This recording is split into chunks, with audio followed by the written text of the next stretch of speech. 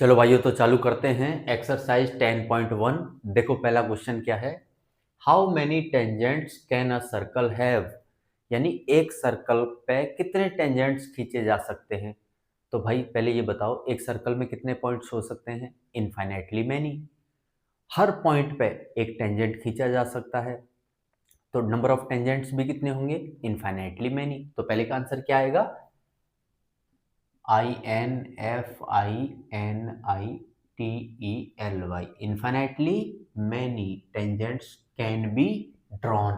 Okay, fill in the blanks. Question number second, देखो, a tangent to a circle intersects it in points, यानी circle का tangent circle को कितने point या points पे intersect करता है? भाई 1 पॉइंट पे। देखो ये एक सर्कल है, ये एक टेंजेंट है, कितने पॉइंट पे इंटरसेक्ट करेगा? Only 1 point. अब इसी चीज को हम पलट के भी कह सकते हैं कि एक पॉइंट पे कितने टेंजेंट्स खींचे जा सकते हैं? Only 1 tangent. एक पॉइंट पे केवल एक ही टेंजेंट खींचा जा सकता है। क्लियर है? सेकंड है, a line intersecting a circle in 2 points is called a, यानी एक लाइन है जो सर्कल को कितने पॉइंट्स पे इंटरसेक्ट कर रही है? 2 पॉइंट्स पे इंटरसेक्ट कर रही है, तो उस लाइन को अपन क्या कहेंगे? देखो ये रहा, ये एक सर्कल है, ये एक लाइन है, एक पॉइंट ये रहा जहां इंटरसेक्शन हो रहा है, एक पॉइंट ये रहा जहां इंटरसेक्शन हो रहा है, तो इस लाइन को क्या कहेंगे? भाई इस लाइन को कहते हैं सीकेंट, SECANT। क्लियर है? थर्ड है, a circle can have parallel tangents at the most, यानी सर्कल पे कितने पैरेलल टेंजेंट्स खींचे जा सकते हैं? तो आंसर आएगा भाई 2 पैरेलल टेंजेंट्स खींचे जा सकते हैं। कैसे समझते हैं।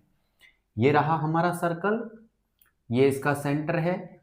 एक टेंजेंट मैंने अगर इस ऐसे खींच दिया, मान लो इस पॉइंट पे खींच दिया, तो दूसरा इसके पैरेलल टेंजेंट यहां बनेगा।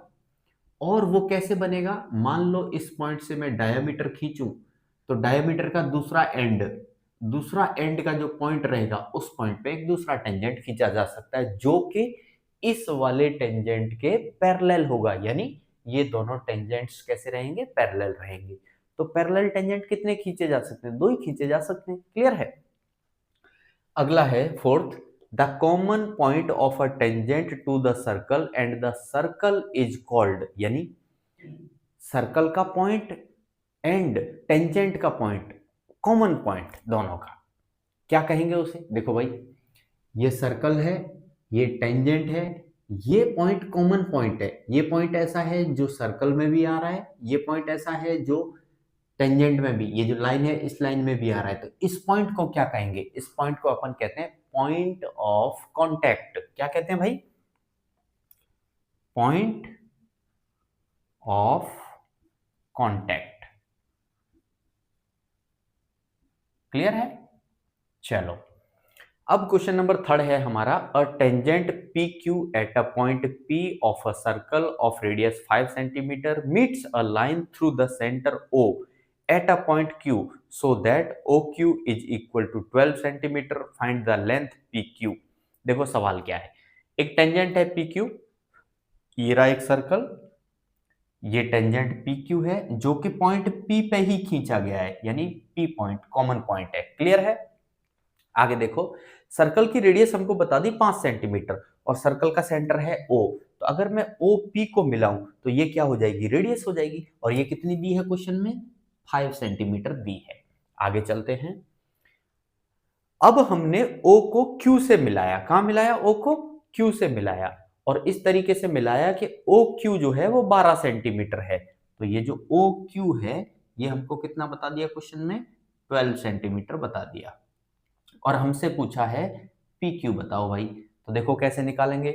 हमने थ्योरम पढ़ी थी, थ्योरम 10.1, और उसमें हमने सीखा था कि टेंजेंट अगर खींच रखा है और टेंजेंट का पॉइंट ऑफ कांटेक्ट जो है, पॉइंट ऑफ कांटेक्ट से अगर मैं सेंटर को मिला दूं तो जो रेडियस बनेगी वो रेडियस और टेंजेंट दोनों क्या होती हैं? परपेंडिकुलर होती हैं, यानी दोनों के बीच में 90 डिग्री बनता है। तो देखो ये OP क्या हो गई? रेडियस हो गई, और PQ क्या हो गया? हमारा टेंजेंट हो गया। तो बताओ यहाँ 90 डिग्री बनेगा कि नहीं बनेगा? बिल्कुल बनेगा। अब पाइथागोरस थ्योरम लगा देते हैं। क्या सीखा हमने? कर्ण स्क्वायर बराबर आधार स्क्वायर प्लस लंब स्क्वायर, इंग्लिश में बोले तो hypotenuse square is equal to base square plus perpendicular square. Correct है, लगा दो भाई। तो देखो ओ क्यू स्क्वायर बराबर बनेगा भाई ओपी स्क्वायर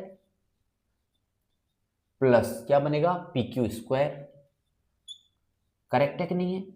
अब ओ क्यू तो हमको पता है कितना है, 12 है, तो ओ क्यू स्क्वायर कितना बनेगा भाई?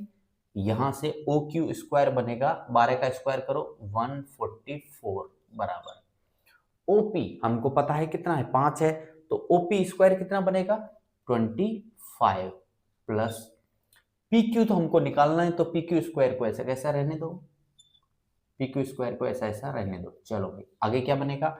अब देखो 25 को इधर ले आओ, तो पी क्यू स्क्वायर क्या आएगा? पी क्यू स्क्वायर आएगा हमारा 144 माइनस 25, तो 144 माइनस 25, तो भाइयों ये बनेगा 119। ठीक है, हमें तो पी क्यू चाहिए, तो अगर हमको पी क्यू चाहिए तो यहाँ से स्क्वायर हटाना पड़ेगा, यहाँ से स्क्वायर हटाएंगे तो यहाँ पे वर्गमूल लेना पड़ेगा, रूट लगाना पड़ेगा, तो यहाँ से फर्दर हमारा पी क्यू क्या निकल के आएगा? पी क्यू बराबर √119 सेंटीमीटर। तो हमारा आंसर कहाँ है? ये रहा हमारा आंसर डी। क्लियर है? चलो भाई तुम्हारा फोर्थ क्वेश्चन है, draw a circle and 2 lines parallel to a given line. ये हमने एक सर्कल ले लिया, ये एक गिवन लाइन है ए बी, अब हमको 2 लाइनें और खींचनी है, और वो कैसे खींचनी है? इस गिवन लाइन के पैरेलल होनी चाहिए। साथ में और शर्त क्या है? Such that one is a tangent and the other a secant to the circle. अब वो जो 2 लाइनें खींचनी है वो इस गिवन लाइन के पैरेलल तो होनी ही चाहिए, साथ में उनमें से एक लाइन इस सर्कल की टेंजेंट लाइन होनी चाहिए, तो ये रही सी डी टेंजेंट लाइन, और दूसरी लाइन सर्कल के लिए सीकेंट होना चाहिए, सीकेंट। तो ये रहा सीकेंट ई एफ। करेक्ट है, 2 पॉइंट पे कट कर रहा है ना यहाँ पे सर्कल को, यहाँ और यहाँ, तो ये जो ई एफ है ये क्या हुआ? सीकेंट हुआ। और सी डी जो है वो सर्कल को एक ही जगह पे इंटरसेक्ट कर रहा है, एक पॉइंट पे इंटरसेक्ट कर रहा है, तो सी डी क्या हो गया? हमारा टेंजेंट हो गया। देखो दोनों की दोनों लाइनें इस लाइन के पैरेलल भी हैं, और इन दोनों लाइन में से एक लाइन टेंजेंट है और दूसरी क्या है? सीकेंट है। क्लियर है?